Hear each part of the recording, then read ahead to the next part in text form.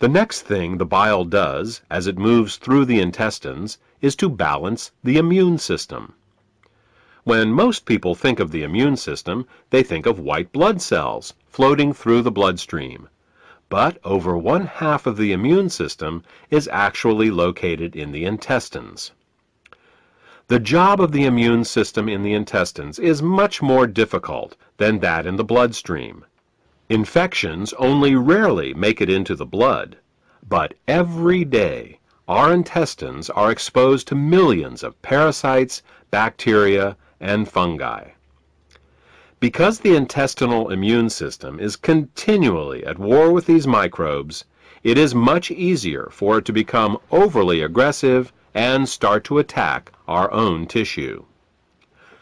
What bile does is to regulate the intestinal immune system, helping to prevent it from becoming overly aggressive and causing autoimmune disorders. If you're suffering from a gut-related autoimmune disorder, it may be because of a blockage of bile flow. The last thing that bile does in the intestines is to kill parasites and candida. Tests show that even the healthiest person still has some degree of parasitic and fungal infection. While there are many antiparasitic and antifungal remedies available in the marketplace, most of them are mildly toxic and therefore unsuitable for daily use. If, however, your bile flow is healthy, then you have a built-in defense against parasites and candida. Well, that about covers what bile does to maintain the health of the intestines, and what happens when bile can't get into the intestines in proper amounts due to the presence of biliary sludge and gallstones. Now, let's turn our attention to what happens when biliary sludge and gallstones cause toxins to back up into the bloodstream.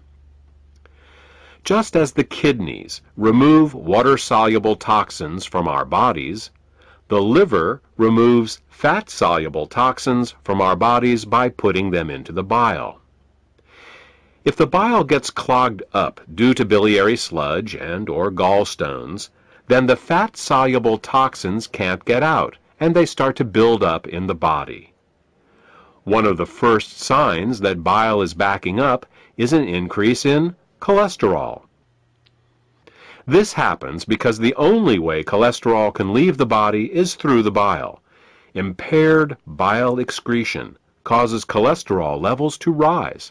It's that simple. In addition to the levels of cholesterol rising, bilirubin levels can also begin to rise. If they get to be bad enough, you can see the whites of a person's eyes, and sometimes their skin, take on a yellow tint. The technical term for this is jaundice. While an increase in cholesterol and bilirubin levels in the body is easy to recognize, the accumulation of other toxins is not. Literally thousands of toxins and chemicals are processed by the liver for removal through the bile each day. When gallstones and biliary sludge prevent these toxins from leaving the body, they begin to accumulate in the bloodstream and the tissues, causing all sorts of problems.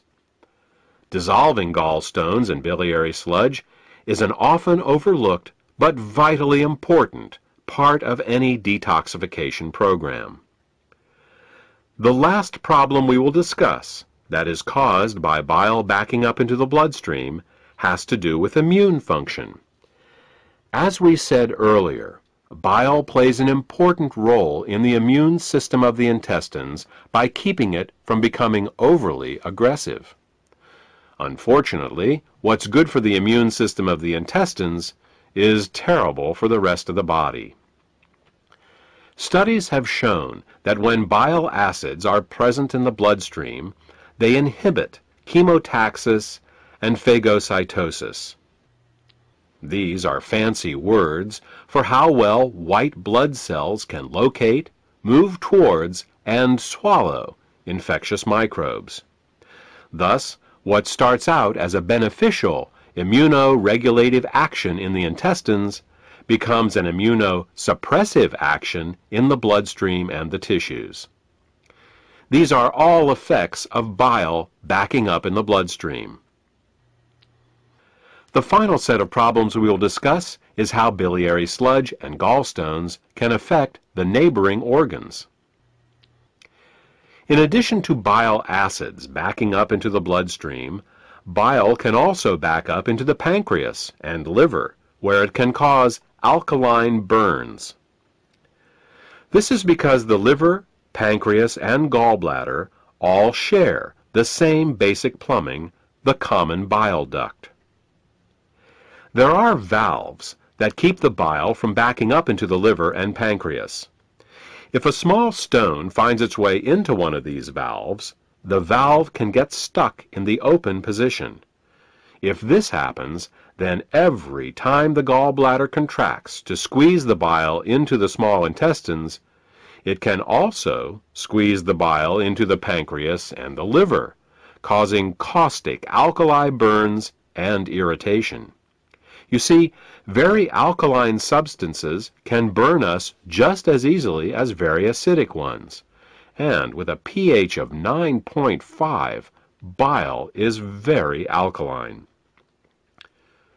Mild alkali burns for a short time in these organs may only result in local irritation, but over a long period of time, these alkali burns can cause diabetes, hepatitis, and cancer.